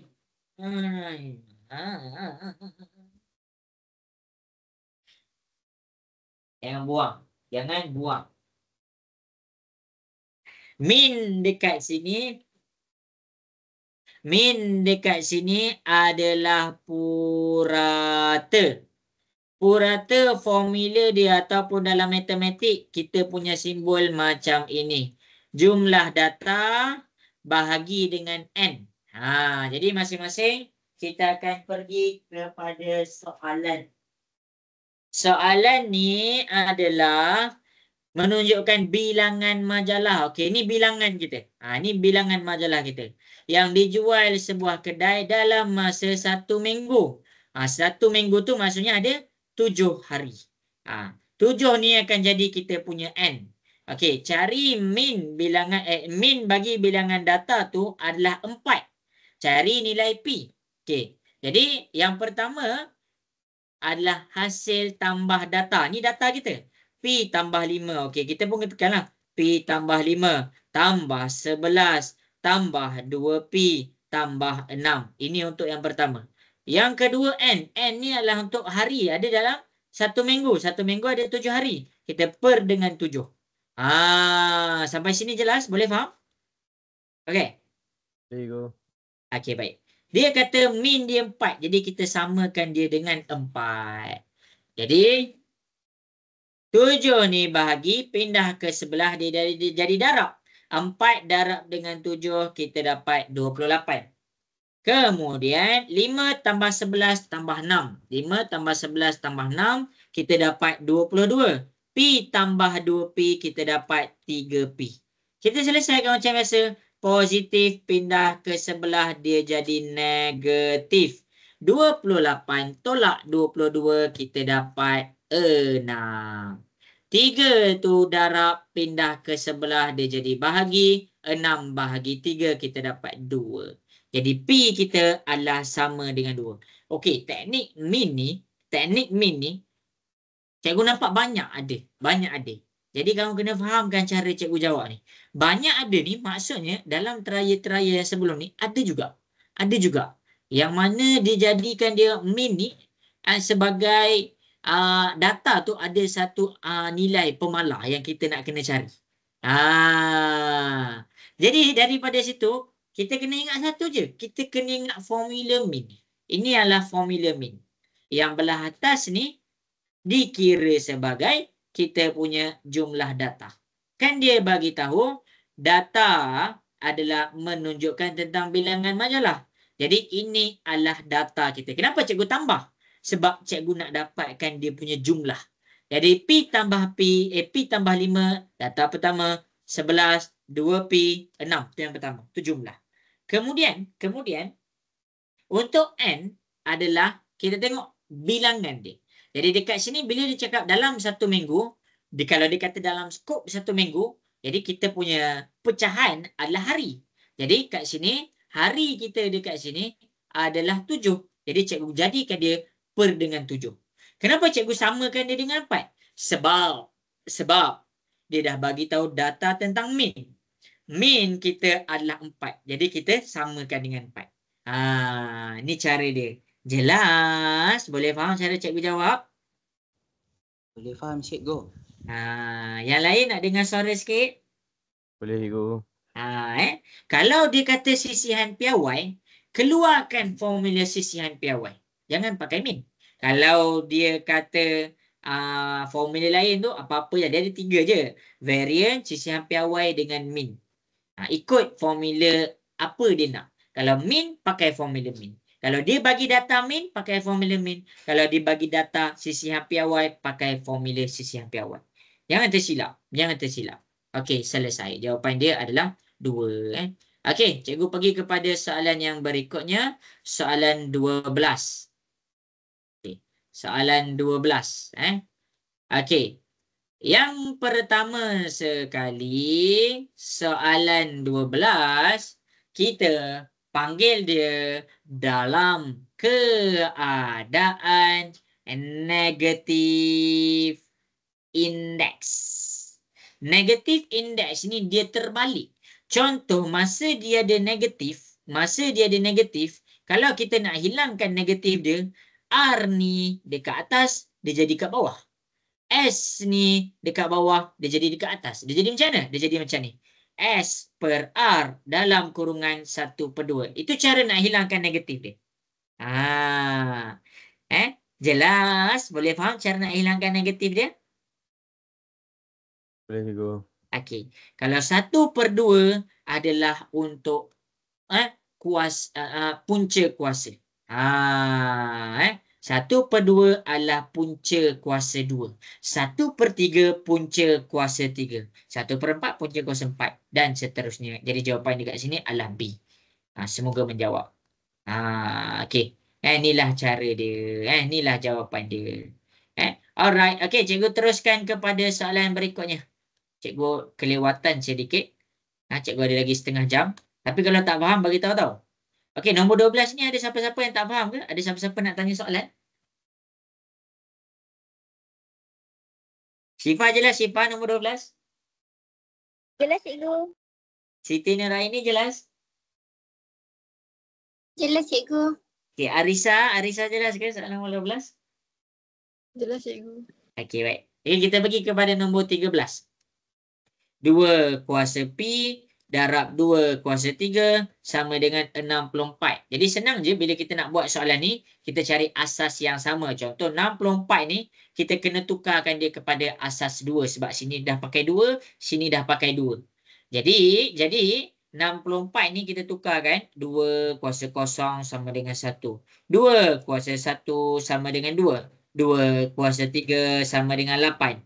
2 kuasa 4. Kita pun tekan kalkulator. 2 kuasa 4 kita dapat 16. Dan 2 kuasa 5. Kita tekan 2 kuasa 5. Kita dapat 32. 2 kuasa 6. Kita dapat 64. Jadi yang inilah kita pakai untuk dimasukkan di sini. Jadi tengok 64 ni cikgu akan jadikan dia 2 kuasa 6. Kita tak ubah nilai. Kita hanya ubah bentuk. Bentuk pertama tak ada kuasa. Bentuk kedua ada kuasa. Bila ada kuasa, ini kita panggil dia bentuk indeks. Okey, habis. Okey, yang kedua darab. Darab dia jadi tambah P tambah 3. Jangan buat darab pula. Darab dia jadi tambah. Bila asas dah sama, kamu boleh potong dua ni dan kamu boleh besarkan indeks tu. P tambah 3 sama dengan 6. Positif 3 pindah ke sebelah dia jadi negatif 3. Jadi 6 tolak 3, kita dapat 3. Jelas ke semua soalan 13 cikgu tunjuk?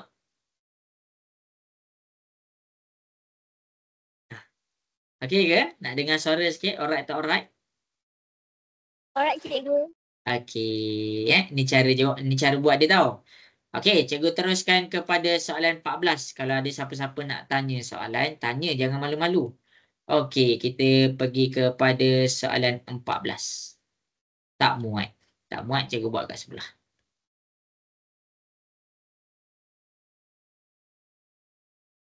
Okay, diagram 8 shows an empty cylinder with the height. Okay, 500. Cikgu tak nampak. 500. Okay, jadi dekat sini, tinggi dia 500 dan diameter dia 210. Hitung isi padu silinder. Jadi isi padu silinder adalah luas bulatan darab dengan tinggi. Apa formula luas bulatan? Formula luas bulatan adalah pi J kuasa 2 darab dengan tinggi. Jadi kita akan dapat pi J kuasa 2T. Ini cara kita huraikan isi padu silinder. Itu yang pertama. Yang kedua. Jadi dekat sini dia kata hitungkan isi pandu dalam cm air yang dimasukkan ke dalam 3 bekas biji silinder yang sama saiz. Hitungkan isi padu, maksudnya luas silinder tu dalam sentimeter kuasa 3, kita hitung kejap lagi. Air yang perlu dimasukkan ke dalam 3 bekas silinder yang sama. Jadi ini bekas silinder yang pertama, kita ambil data kita dekat sini. Okey, ambil data kita, pi kita, dia suruh pakai 22/7. Kita masukkan dia 22/7. Itu pertama. J ni jejari. Jadi, bila jejari, ini diameter. Jejari adalah diameter bahagi dengan 2. Jadi 210 bahagi dengan 2, kita dapat 105. Kita masukkan 105 dekat sini, kuasa 2. Habis, T kita adalah 500. Okey, selesai. Kita pun tekanlah kalkulator. 22/7 darab dengan 105 kuasa 2 darab dengan 500. Jadi dekat sini kita akan dapat 17325,000. Sampai sini jelas ke? Boleh faham? Cikgu. Ini isi padu satu bekas silinder. Sekarang bila kita, ini satu bekas tau, ini satu bekas. Jadi bila kita nak cari 3 bekas, nilai tadi kita kena darabkan dengan 3. Jadi kita akan dapat dekat sini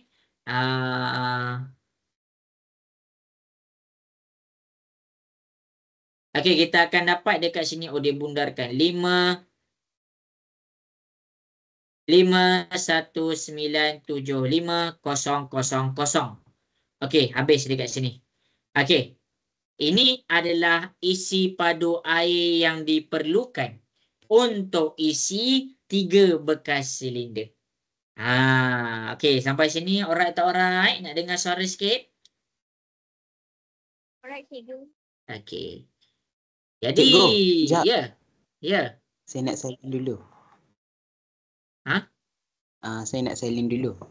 Okey. Salin. Tak siap lagi. Jadi di sini salin.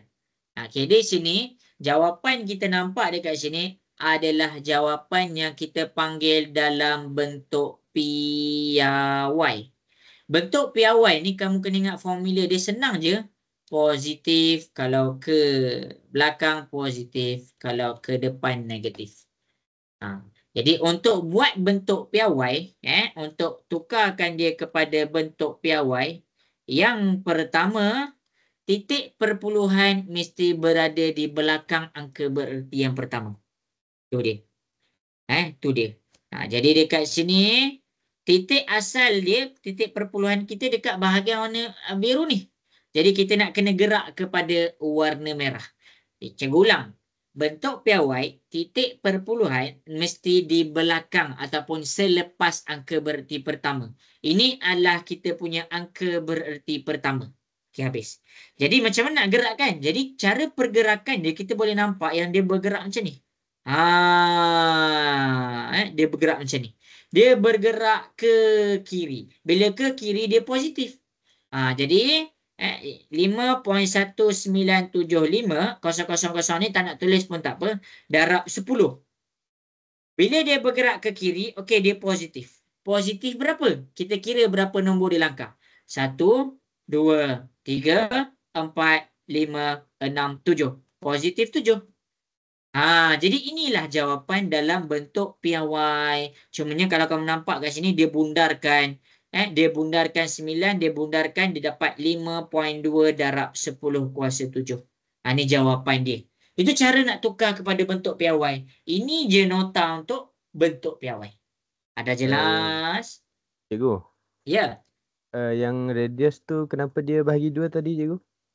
Radius. Okey, radius kita bahagi 2 adalah sebab dalam bulatan, yang ini kita panggil dia garisan diameter. Yang ini kita panggil dia jejari. Jadi secara automatiknya satu garisan diameter adalah sama dengan 2 garisan jejari. Jadi bila cikgu nak dapat jejari sahaja, cikgu kena ambil diameter bahagi dengan 2. Dapat, Farid? Baik, faham cikgu. Terima kasih. Okey, baik. Ada soalan tak nak tanya? Tanya je tau. Jangan malu-malu pula. Okey. Faiz ada soalan nak tanya? Ada soalan nak tanya?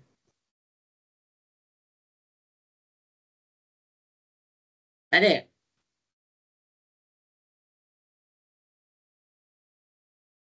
Oh, tak ada. Okey. Jadi Ammar, ada soalan nak tanya, Ammar?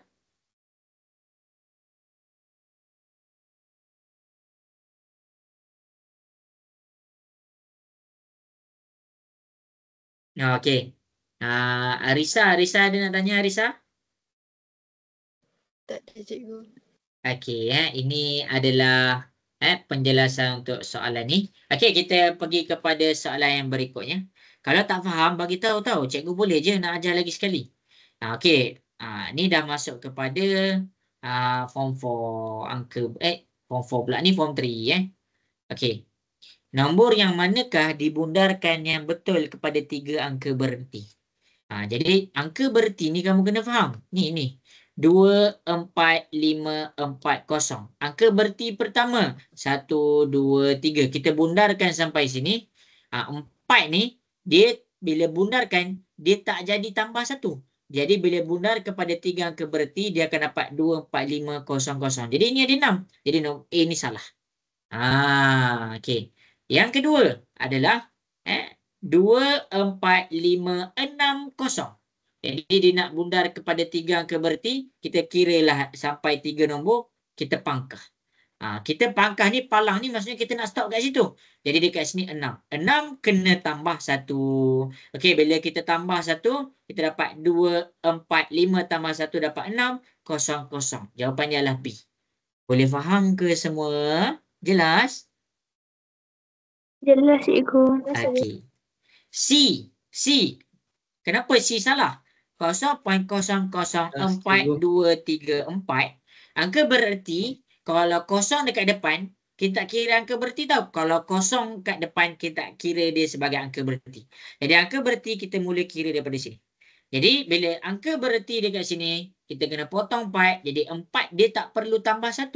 Jadi bila kita nak jadikan dia kepada 3 angka bererti sahaja, kita akan dapat 0.00423. Jadi dia ada 4 kat sini. Jadi sebab tu C salah.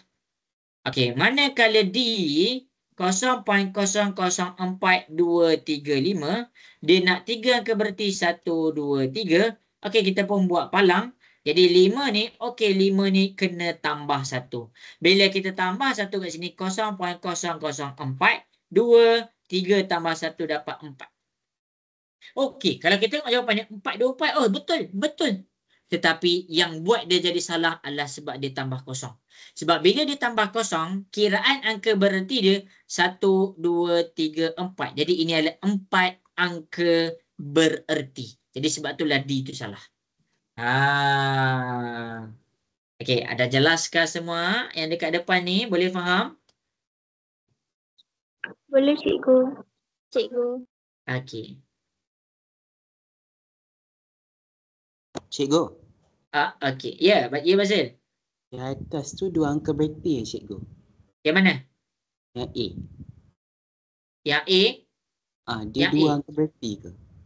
dia nak 3. Bukan, saya tanya dia 2 angka bererti ke cikgu? Yang mana? Yang mana? Soalan mana? Yang A tu. Yang ni ke? Ke yang Yang ni? itu. Yang itu. Dia 2 angka bererti ke cikgu? Mana 2 angka bererti? Macam baca kira 2 angka bererti? Bukan, sebabkan saya macam tak berapa pasti sangat macam mana nak tengok 2 angka bererti, 3 angka bererti, 4 angka bererti ni. Oh, okey. Angka bererti maksudnya nombor yang ada nilai. Angka bererti bermaksud nombor yang ada nilai. Okey, cikgu ajar kejap Yang ni memang boleh masuk SPM. Jadi angka bererti, masing-masing boleh tengok angka bererti adalah nombor yang ada nilai 07. Okey. Jadi untuk angka bererti dia ada 2 pecahan. Satu kita panggil dia nombor bulat. Satu kita panggil dia nombor perpuluhan. Nombor perpuluhan. Okey, untuk angka bererti yang jadikan dia confuse adalah nombor kosong sahaja. Kalau nombor bulat dan nombor perpuluhan, cikgu akan terangkan. Kosong ni dia ada 3 keadaan. Dia ada 3 keadaan. Okey, yang pertama 032. Yang kedua 302. Yang terakhir 320. Okey, kita pergi kepada nombor bulat dulu. Okey, kalau nombor kosong dekat depan, dia tak kira sebagai angka bererti. Jadi angka bererti kita mula kira daripada nombor 3 dan 2. Jadi 1, 2. Jadi kita ada 2 angka bererti sahaja dekat sini. Nombor yang ada nilai. 3 ada nilai. 2 ni ada nilai. Boleh faham bahasa kat situ? Boleh cikgu. Okey. Tapi kalau kosong berada di tengah, dia wajib dikira sebagai angka bererti. Angka bererti pertama, angka bererti kedua, angka bererti ketiga. Kita ada 3 angka bererti. Yang pertama, kedua. Dan yang terakhir, kalau kosong di belakang, dia boleh dikira sebagai angka bererti dan dia boleh juga untuk tak ambil kira dia sebagai angka bererti. Jadi dekat sini kalau kita tak nak ambil dia, tak nak kira dia sebagai angka bererti, kita kira 3 dengan 2 saja. Jadi boleh jadi 2 angka bererti. Tetapi kalau kosong dekat belakang, kosong ni boleh juga jadi angka bererti. Dia boleh jadi 3 angka bererti. Jadi bila kosong dekat belakang, dia ada lebih daripada 1 jawapan. Jelas? Boleh faham? Jelas cikgu. Okey, baik. Boleh faham. Yang lain boleh faham ke untuk nombor bulat tu? Ya cikgu. Okey, baik. Okey, nombor Boleh, cikgu. perpuluhan. Nombor perpuluhan. 0.00204. 0.00204 dan 0.00240. Okey. Jadi kalau nombor perpuluhan macam biasa, bila kosong ni berada di depan, Semua kosong ni tak dikira sebagai angka berti. Yang dikira sebagai angka berti adalah nombor 2 dengan 4 sahaja. Jadi, bila kosong di depan, kita ada 2 sahaja angka berti. Sampai situ jelas? Boleh faham? Depan tu tak kira lah cikgu. Tak kira. Depan ni tak kira sebagai angka berti. Sebab dia kosong. Okey. Okey. Tapi, bila kita ada kosong dekat tengah, wajib mesti kena kira. Mesti kena kira. Jadi 1, 2, 3, 4. Jadi bila kosong dekat tengah, kita ada 4 angka bererti. Dan untuk kosong yang terakhir, ingat perkataan cikgu dia boleh. Kalau dekat depan tak kira. Kalau dekat tengah mesti. Kalau dekat belakang boleh. Maksudnya kalau dekat sini kamu nak ambil 2, kamu nak ambil Kalau dekat perpuluhan kamu kena kira juga 3 angka bererti. Tetapi perpuluhan ni dia ada keunikan dia sendiri. Kalau cikgu ubah nombor dia 0.002400, cikgu tak ubah pun nilai. Cikgu hanya tambah kosong. Jadi bila disebabkan cikgu tambah 02 dekat belakang, dia boleh jadi daripada 3 angka berti menjadi 4 angka berti.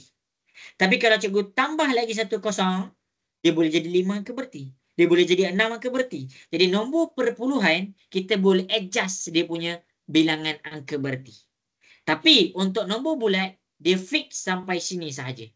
Dia sampai dia punya bilangan tempat sahaja. Jelas ke semua untuk kiraan angka bererti ni? Boleh faham? Boleh faham cikgu. Yang lain nak dengar suara sikit? Ada jelas? Boleh faham cikgu. Boleh cikgu. Okey. Ingat tahu, ini boleh masuk exam tahu. Jadi kena fahamkan betul-betul. Okey, selesai. Ini untuk angka bererti lah. Nombor 15 tu maksudnya kita buat revision, kita study. Okey, nombor 16, manakah bentuk pelaburan? Okey, bentuk pelaburan dekat sini adalah akaun semasa bukan pelaburan. Dia simpanan. Akaun simpanan. Nampak perkataan simpanan. Ni simpanan juga. Jadi pelaburan dekat sini adalah D. Ya, Ahmad. Tak, saya Bazil jawab di cikgu. Ahmad? Oh ya, Bazil. Okey, bagus. Okey. Alright, jadi cikgu dah habis dah soalan 16. Ingat tau. Akaun ni selalunya simpanan. Ada ke akaun pelaburan? Ada. CDS account. Itu kita panggil akaun pelaburan. Okey, cikgu terus kepada nombor 17. Okey, nombor 17. Kita akan pergi tengok kepada nombor 17. Zamri. Boleh ke semua? Ada lagi tak ni semua kat sini? Ke semua dah ngantuk dah ni? Nak dengar sikit, ada ke semua? Ada cikgu. Okey, Ada. baik. Alright. Okey, untuk yang seterusnya, nombor 17. Ini dia kata pinjaman. Jadi pinjaman jatuh kepada hutang. Hutang dia ada 2 jenis faedah. Kita ada faedah atas baki dan kita ada faedah sama rata. Jadi dia buat pinjam. Pinjam. Tulislah. Pinjam sebanyak RM50,000. Okey, habis. Ada sebuah bank untuk beli buah kereta. Dan beli kereta. Bank mengenakan kadar faedah. Rate dia lah. Rate dia. Sebanyak 5.2% setahun. Hitung bayaran ansuran bulanan. Jadi dia nak ansuran bulanan berapa? Kalau tempoh dia pinjam adalah 5 tahun. Okey. Sekarang ni, bila kamu nak kira benda macam ni, kamu yang pertama, kamu kena kira dulu dia punya jumlah faedah. Interest. Interest. Okey. Lepas kamu dah kira jumlah faedah, kamu pergi kepada nombor 2, kamu kira jumlah hutang. Dan yang ketiga, ni step dia tau, ni step dia, salin tau. Ramai sangat pening. Step yang ketiga, baru kamu kira kamu punya ansuran bulanan. Jadi nak kira jumlah faedah ni, kita pakai I sama dengan PRT. Nak kira jumlah hutang, nilai kita hutang tambahkan dengan kita punya faedah. Nak kira ansuran bulanan, hutang tambah dengan I bahagi dengan tempoh pinjaman. Jadi kita kira dulu jumlah faedah. I sama dengan P. P ni principal 50,000. Masukkan 50,000. Rate kita 5.2. Cumanya rate tu mesti dalam keadaan peratus ataupun perpuluhan. 5.2 per 100 ataupun kamu boleh tekan di dalam keadaan perpuluhan 0.05 5.2 0.052 0.0 ni kalau 5.2 kalau tak nampak sangat ni tulislah 5.2 per 100. Okey, lepas tu darabkan dengan T, jumlah dipinjam 5 tahun. Darab 5. Jadi kita selesaikan. 50,000 darab 5.2 per 100 darab dengan 5. Jadi dekat sini kamu dapat 13,000. Ni faedah. Faedah ni tambahan yang dikenakan kepada orang yang berhutang. Tambahan duit lah. Jelas semua pada faedah? Boleh faham? Maksudnya dia punya bunga ke? Yes, bunga. Dia punya bunga. Dia nama ilmiah dia kita panggil dia faedah. Nama English dia kita panggil interest. Nama Melayu dia yang orang selalu sangat suarakan kita panggil bunga. Tapi nama bahasa Arab dia kita panggil riba. Macam itulah cara dia. Tapi inilah cerita dia. Jelas? Boleh Riba. faham semua sampai sini? Jelas, Ya, Cik. Basil. Oh tak, maksudnya riba kat bank lah ni. Okey, untuk riba dekat bank ni, dia ada dua pendapat. Satu bank Islam, satu bank konvensional. Okey, dia ada dua lah. Jadi untuk bank ni, dia ada perbezaan daripada segi akad dia lah. Jadi bukanlah bermaksud orang Islam. Dia ada segi akad dia lah. Dia ada segi akad dia. Tapi tu cerita lain lah. Sekarang kita pergi kepada jumlah hutang. Okey, jumlah hutang dia 50,000. Tambahkan dengan tambahan yang dikenakan. 50,000 tambah 13,000 kita dapat 63,000. Inilah situasi dia. Dia pinjam 50,000 tapi kena bayar 63,000. Jelas ke semua sampai sini? Jelas, Cikgu. Okey, baik. Jadi kita nak kira ansuran bulanan. Jadi ansuran bulanan, ambillah jumlah kita hutang tadi. Ni hutang tambah I ni adalah jumlah hutang. Per dengan tempoh pinjaman. Dia pinjam 5 tahun. Sekarang kita nak ansuran bulanan. 5 tahun ada 12 bulan. Jadi kita 5 darab 12. Jadi kamu tekanlah kalkulator 63,000 bahagi dalam kurungan 5 darab 12. Dekat sini kamu akan dapat jawapan dia RM1,050. Jawapan dia adalah C. Ini step dia untuk siapa-siapa yang still tak faham tentang mengira jumlah faedah, jumlah hutang, ansuran bulanan ni. Ini step dia. Cikgu asingkan step ni nak bagi kamu nampak. Kalau kamu confuse untuk hutang tambah I ni, tak apa. Cikgu ubah dekat sini jumlah hutang. Okey, kamu ada yang dah nak final exam, ada dah nak SPM. Benda ni kena kukuh. Cikgu boleh bagi tahu tu je. Okey, jelas? Boleh faham sampai sini? Boleh, Cikgu. Boleh. Okey. Alright, ini step dia cikgu dah tunjukkan dah. Mungkinlah ada yang masa form 3 ni, form 3 bab 3 ramai guru skip kat sekolah. Cikgu pun kat sekolah cikgu skip juga. Tapi kat tuition tak boleh skip. Kena Cikgu. ajar juga. Okey, baca lagi. Ya. Ini maksudnya ni faedah ni dia masuk kat faedah atas baki ke faedah sama rata cikgu? Ini faedah sama rata.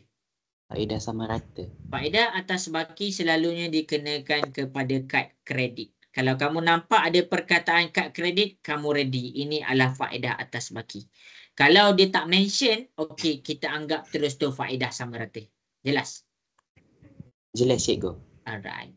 Okey, selesai kat sini. Kita pergi kepada nombor 18. Kita pergi kepada nombor 18. Jangan salah lah kalau nombor 18 ni. Jika cos theta, cos theta adalah sama dengan 0.6, tangent theta adalah 4/3 cari sin theta. Okey. Kita kena ingat iaitu formula kita. So ka toa. Toa. Daripada cos theta kita dapat apa ni? Kita dapat kita tukar kepada pecahan, kita jadi 6/10. Jadi cos ni dia datang daripada K. Jadi ini adalah A kita, ini adalah H kita. Okey, habis yang pertama. Yang kedua, tangent kita theta, tangent theta dia datang daripada T. T adalah O per A. Okey, ini adalah O kita, ini adalah A kita. Okey, habis. Kita tengok hubungan dia. Hubungan A kita dekat sini, hubungan A kat sini 3. Dekat sini 6. Maksudnya 6/10 ni kita kena kecilkan. Iaitu kita kena bahagi 2. Jadi kita akan dapat 6 bahagi 2 dapat 3, 10 bahagi 2 dapat 5. Jadi A kita yang baru sekarang ni adalah 3. Dan H kita yang baru ni adalah 5. Okey, habis. Sekarang kita nak cari SOH. SOH adalah dalam keadaan O per H. O kita apa? O kita 4. Masukkan 4. H kita apa? H kita 5. Masukkan 5. Jadi jawapan dia 4/5. Tak jumpalah jawapan, ambillah. Dalam kalkulator kamu tekanlah jawapan dia. 4 bahagi 5. Kamu akan dapat 0.8. Jelas ke semua cara cikgu buat ni? Boleh faham? Boleh cikgu. Boleh, cikgu. Ini form 3 juga. Ini form 3 juga. Okey, kita pergi pula kepada soalan seterusnya. Okey, cikgu kalau boleh nak jawab separuh lah. Okey, nyata. Ya. Cikgu. Ya. Datang sekejap. Undur-undur kejap. Okey. Sekejap. Salin Salin cikgu. Okey, salin. Okey, cikgu akan jawab dekat belah bawah untuk soalan yang seterusnya. Okey.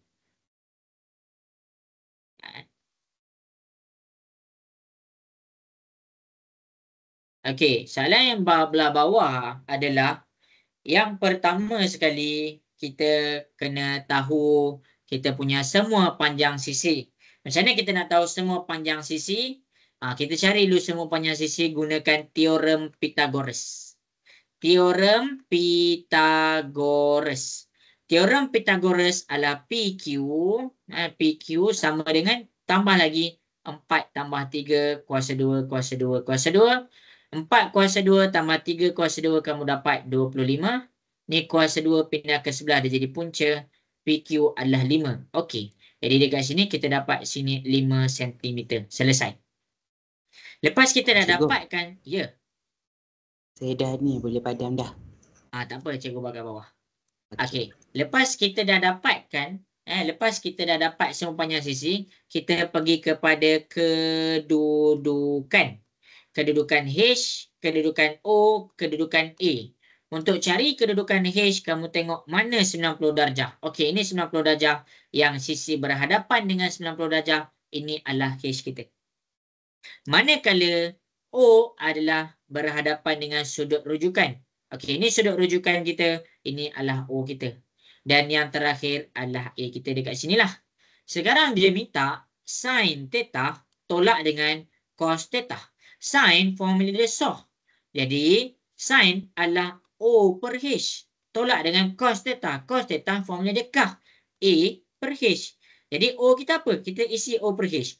O kita 4. Masukkan 4. H kita 5. Masukkan 5. 4 tolak 4/5. Tolak pula A. A kita ada 3. H kita ada 5.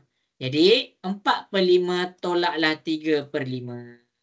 Jadi inilah jawapan dia.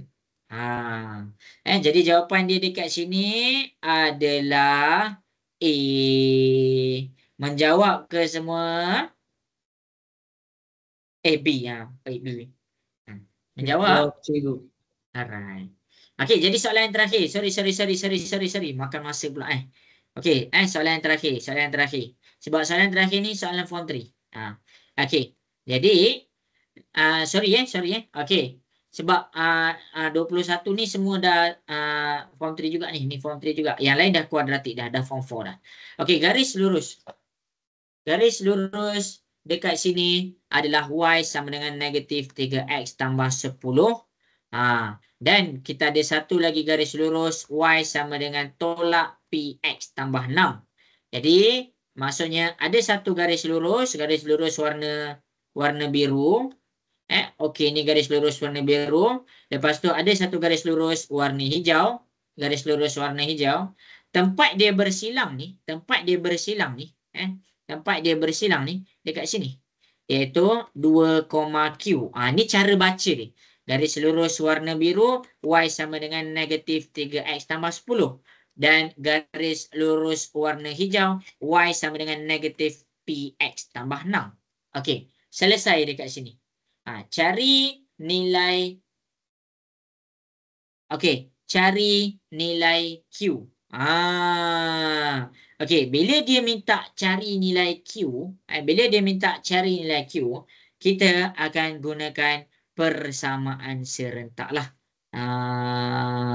Okey.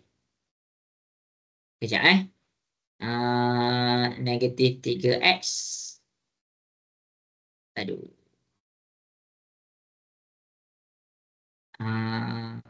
Kejap.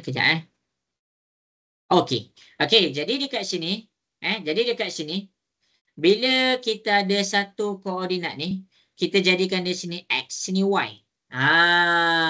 Sini x, sini y. Jadi kalau kamu nak cari Q, kamu boleh masukkan koordinat ni dekat dua-dua garis lurus. Sama ada kamu boleh guna garis lurus warna biru ataupun kamu boleh guna garis lurus warna hijau. Contoh, kalau dekat sini cikgu nampak yang ada nilai semuanya adalah garis lurus warna biru. Okey, cikgu keluarkan y sama dengan negatif 3x tambah 10. Jadi x kita 2. Jadi cikgu masukkan 2 tambah 10. Jadi y kita Q. Gantikan dia dengan Q. Okey, kita selesaikan negatif 3 darab 2 dapat negatif 6 tambah 10. Jadi dekat sini kita dapat 4. Ini sahaja. Kadang-kadang soalan tu senang. Cumanya disebabkan kita tak faham cara nak jawab, kita tinggal soalan tu. Jadi untuk garis lurus memang cikgu nak ambil satu contoh lah supaya kamu nampak macam nak selesaikan. Jelas? Boleh faham semua? Boleh cikgu. Okey, jadi sampai sini sahaja. Nanti cikgu akan hantar rakaman. Okey, jadi cikgu minta maaf sangat. Cikgu dah makan masa kamu. Cikgu pun ada kelas lepas ni. Okey, jadi minta maaf Jadi sampai situ sahaja kita punya kelas. Maaf salah silap daripada